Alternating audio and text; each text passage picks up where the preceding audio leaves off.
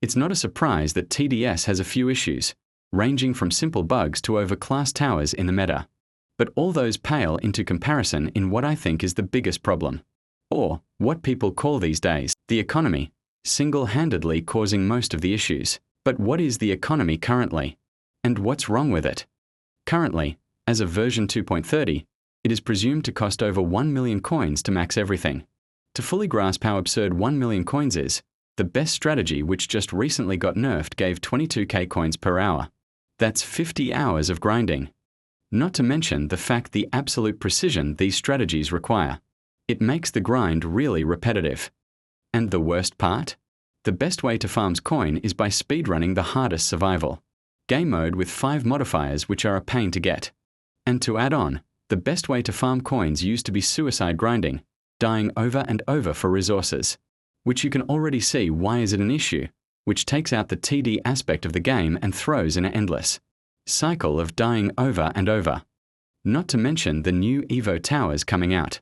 You also have to spend coins on a skill tree, golden towers, towers in general, and finally cosmetics. For now, we will split the video into a few parts, starting with the skill tree. A max skill tree costs 824,070 coins. Just takes nearly 40 hours to grind and max it out fully. For 824k coins, I would expect unique cool abilities that help boost towers. But instead we get disappointing buffs that ever so slightly help your tower's DPS. In my opinion, the buffs aren't exactly bad as I pointed them out to be. I just wish they were something like BTD6's Monkey Knowledge System. And for 824k coins, this is somewhat underwhelming for the price. And the fact you're not always allowed to use it annoys me. Overall, I'd say reduce the cost a bit, then it's fine for now. No buffs.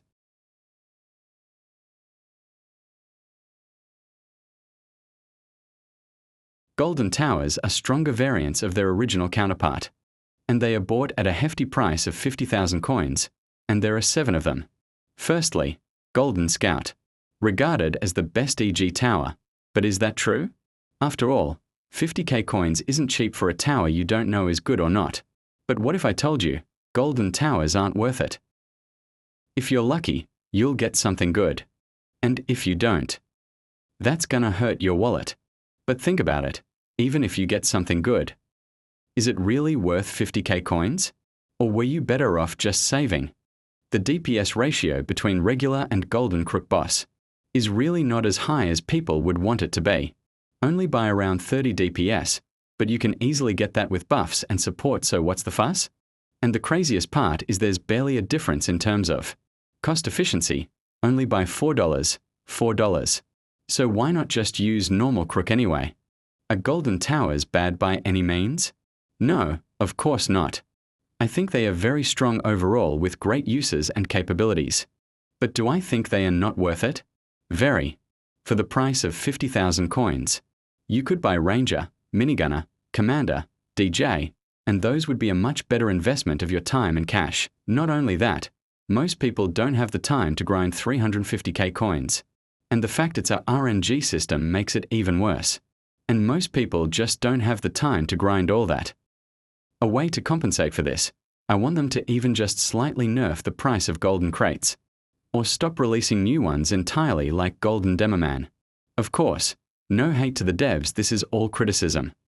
To add on one more thing, I'd like to also just say Electroshocker and Saboteur outclass the Goldens in terms of Void Core for a fraction of the price.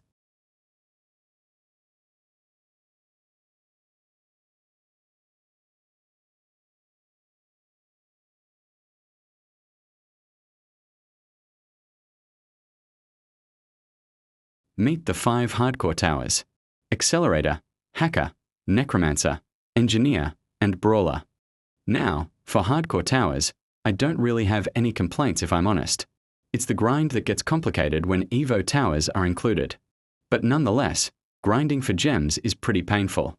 If you ask me, as it currently requires 35k plus gems to get all Evo towers and all standard hardcore towers. And just so people know, 5k of those gems are just from purely cosmetics. I don't think the skins are bad by any means, but for 1k gems they are very underwhelming to me. Don't forget, People don't have all the time in the world to grind like some players, which makes gem grind really hard, as its best way of grinding is to die over and over. Hence suicide grinding. The fact that you have to do something over and over, 4 hours on end just to get a hardcore tower, is genuinely mind-blowing to me. People should have more free will what to do, and still get the same amount of gems. Because currently, the fastest grinding strategy gives 2.5k gems with lots of precision involved per hour. That's 15 hours of your life gone, just because of terrible game design, which also negatively impacts your WR if you care about it. So what could we do to fix this?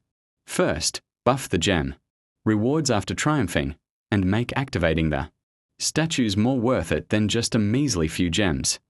Overall, I think hardcore grind needs to be fixed, but it's not as terrible as coin grinding, as you don't have to slave away as much hours of your life away from bad game design. Please buff the winning rewards, devs.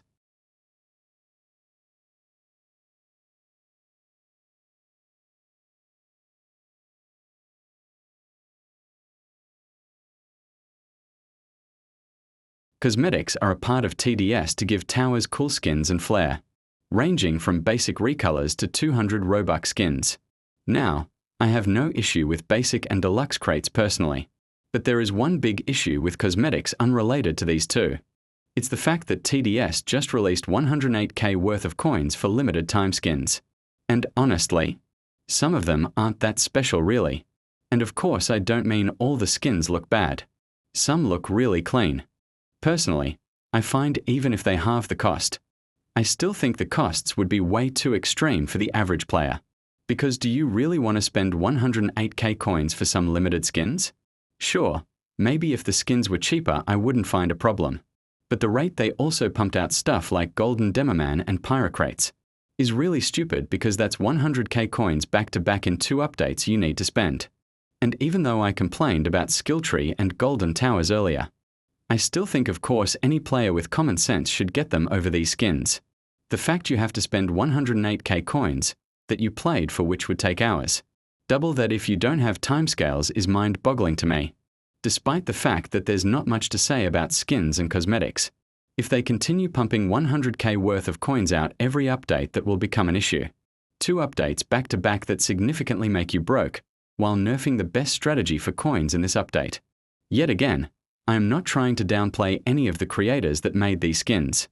I think they are good, but underwhelming for a huge 108k coins. I do like how Paradoxum Games gave small creators a chance to make skins, so that's nice.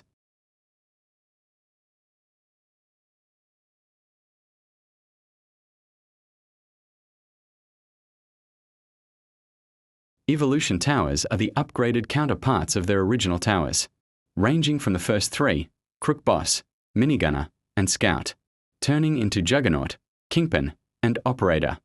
Now, what do I have against Evolution towers? Nothing if I'm really honest, but I have something against the Operator, which is why this part is a subsection. Do you see these stats? Operator is meant to be an early to mid-game. I understand that. But for CE this bad? This is outstandingly bad. Electro, Brawler, and G-Scout all perform better. Not to mention its horrible DPS compared to Jug and Kingpin. Though it is meant for early, it's outperformed by even Engineer. I have nothing really much to go over besides Operator sucks. Kingpin and Juggernaut are well worth the grind. Just buy Engineer for the price of Operator. Or, just go straight for Juggernaut or Kingpin.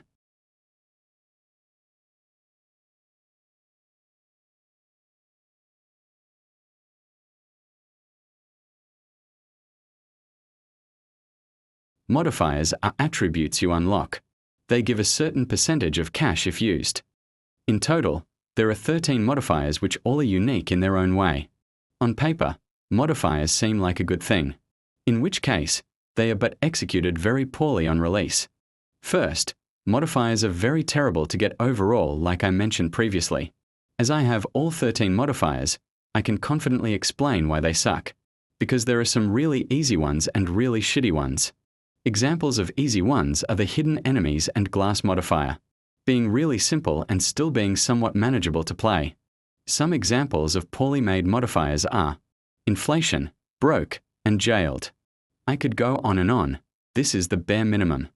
So what are the problems with modifiers? I mean, you don't have to use the bad ones. Right. You would be correct. It is the pain of getting them.